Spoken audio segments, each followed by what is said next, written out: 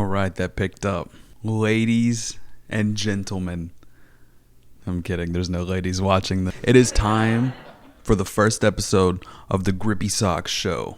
As I look back over the year, it's been a great one. There's been... That doesn't matter because who cares about that?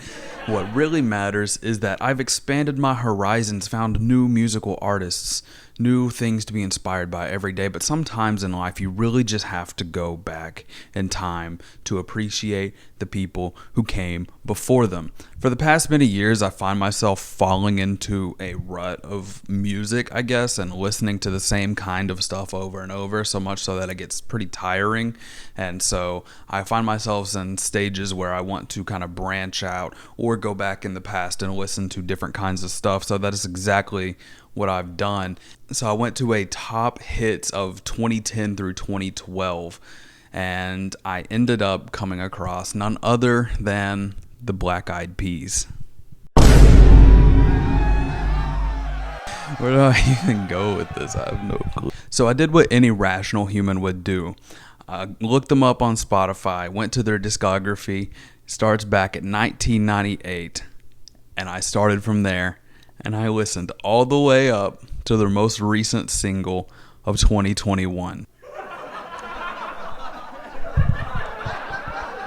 I don't really know how to explain what a great way to end the year. So I'm just going to go ahead and recap just the experience I had, the joy, maybe the not so much joy. We need to talk about it. You know, believe it or not, as terrible as this show is, I actually did a lot of preparation for this. I took notes on a lot of these albums, and we got to go over it, okay? So we're starting off in 1998. That is the year of my birth. So none of these songs I've ever heard before. They're just all fresh to me. So with that being said, I had to abandon all expectations. I had no clue what was going on. This is pre-Fergie. This is a Black Eyed Peas we've never seen before. I've never seen before, I should say. So whenever I got into this first album, Behind the Front, I was immediately just like confused because my experience with them was the pop hits, Boom Boom Pow, and I Got a Feeling. And immediately we hop into this album and we start getting coffee shop-esque beats. Now, I know that sounds weird, but like that's the best way I can put it. It's very like kind of jazzy, really smooth and soft, but also kind of like bouncy. And the best part of it all is that all of the songs sound the exact same. It was painful. I'm not gonna lie, it was very painful to get through these first two albums. It was rough. But yeah, most of the songs sound the same. And so with that being said, I figured it would be more important to break down the content rather than the actual sonics of the song. So of course we start paying attention to the lyrics, and this is where I find that the Black Eyed Peas are kind of like the 90s version of Hobson. I recall writing down, all they rap about is being the best and everybody else is whack in terms of lyrical ability and stuff. And it's just... Let me read you an excerpt. Lyrically, you on the level of green eggs and ham. It's an actual moment. And then like on the same album, just like randomly within the songs, there'd be like these skits that pop up that sound like a game show, and it has like nothing to do with the album whatsoever. It feels like they were trying to put like a Good Kid, Mad City kind of thing, where there's like excerpts of like a story being told through the album, but it's like, it doesn't make sense.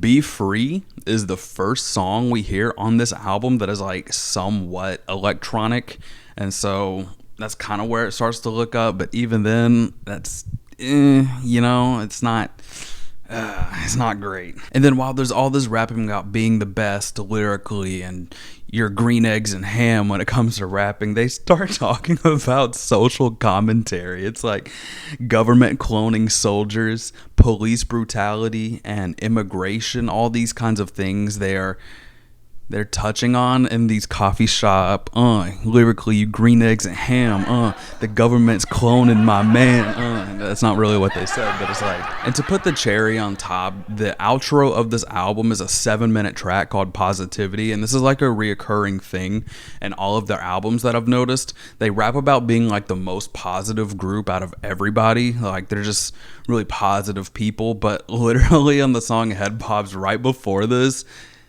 they say this.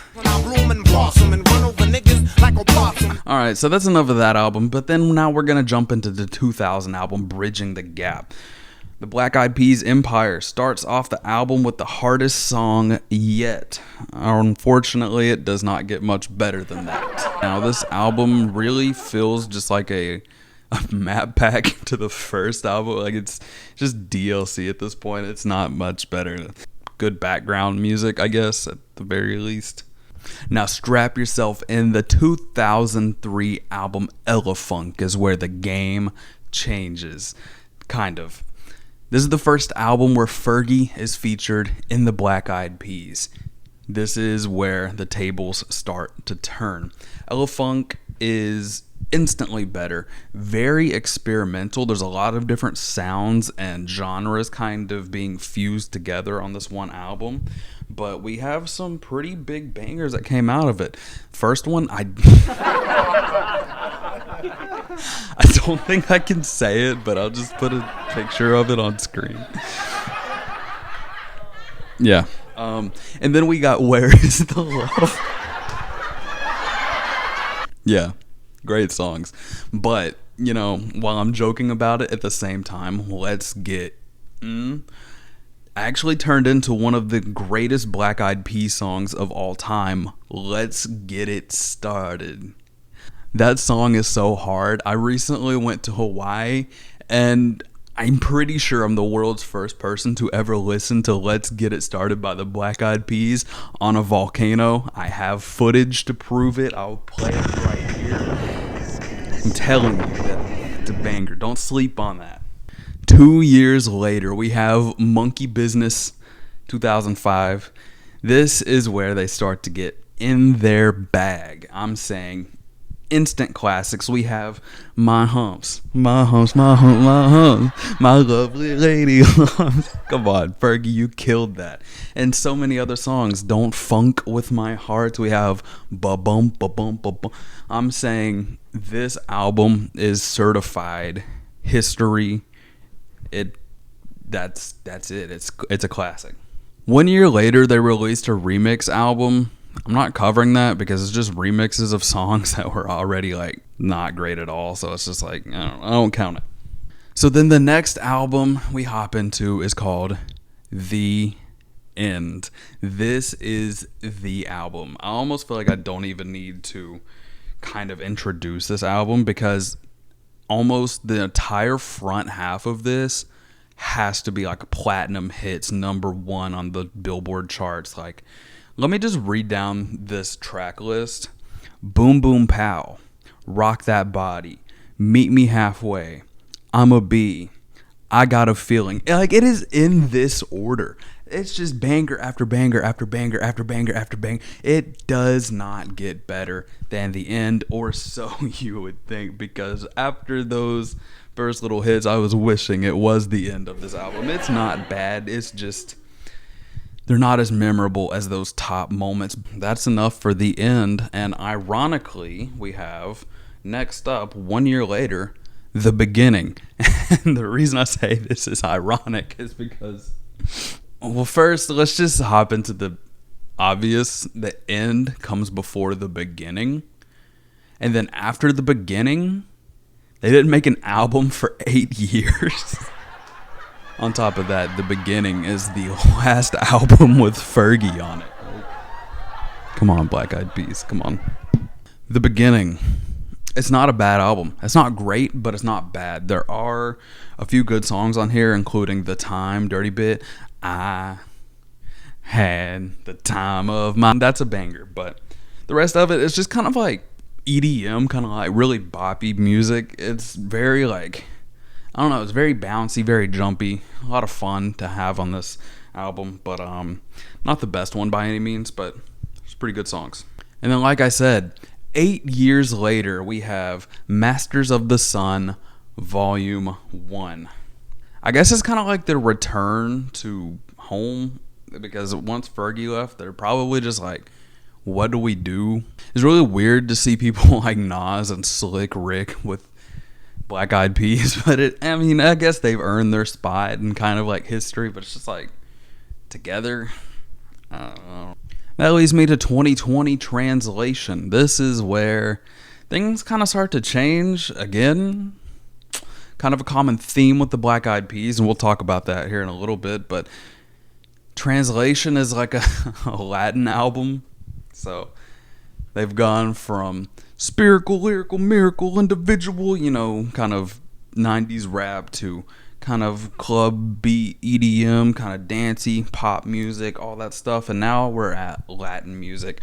And whenever I got to this, I was like, wow, the Black Eyed Peas legacy is really just like selling out. Translation has like some massively huge songs on it, like Ritmo and Girl Like Me. And, I listened to it and I get it. There's actually some pretty good songs on here. Vida Loca in particular with Tyga and Nicky Jam. I found this one I guess it was good, but it's also kind of like a blatant copy of MC Hammer's Can't Touch This. It's sampled and sounds just like it, so it's like, how can you mess that up, I guess? But, J Balvin's on here, Shakira's on here, French Montana, some pretty big names. Yeah, it's good, actually. None of them are on my playlist, but they're not bad. And that leads me to Hit It, the single 2021 with Saweetie and Lele Pons. Kind of just feels like an extension of Translation, that album, but good song. You should listen to it. So it took me a while, I'm not gonna lie. A lot of days at work listening to the Black Eyed Peas. A lot of days and nights at home, on the weekends, in the car, listening to the Black Eyed Peas. It's for the greater good. I need humanity to understand just how big of a fever dream the Black Eyed Peas really are. Just what a weird group of people, Will.i.am is literally like the creative director for Intel. And on top of that, Fergie, God, I miss Fergie. She was a really talented artist. She really needs to make a comeback. But also, I don't even know the guy's name with the mohawk, but I just felt like I need to mention the other two members of Black Eyed Peas for a minute. While they're not as popular, or definitely not in the mainstream, gotta give the dude with the mohawk credit. I don't know what it is. He's just always swagging so hard for no reason. I really don't know why I signed myself up to do this to myself. Thanks for tuning into the Grippy Socks Show. Really, thank you. If you made it to the end of this, you need to go to therapy.